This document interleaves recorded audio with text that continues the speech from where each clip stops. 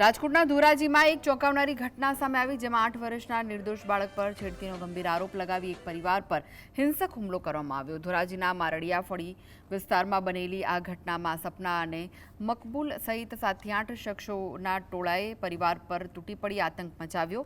હુમલાખોરે 15 વર્ષના મોટા પુત્ર પર છરી વડે જીવલેણ હુમલો કર્યો અને તેને બચાવવા વચ્ચે પડેલા પિતા ઇસ્માઇલભાઈ પર પણ હુમલો કરતા તેમને ગંભીર ઇજાઓ પહોંચાડી હતી। ઇજાગ્રસ્ત પિતાને તાત્કાલિક સારવાર માટે સિવિલ હોસ્પિટલ ખસેડવામાં આવ્યા। આ મામલે પીડિત પરિવાર દ્વારા હુમલાખોરો સામે કડક કાર્યવાહી કરવા પોલીસ ફરિયાદ નોંધાવવાની તજવીજ હાથ ધરાઈ છે। એમાં એવું થયું કે મારા છોકરો છે 8 વર્ષનો, એને આ લોકો પેલા છે ને જાફર પાડી ને એના આરોપ નાખે છે કે આ છોકરીની છેડતી છે।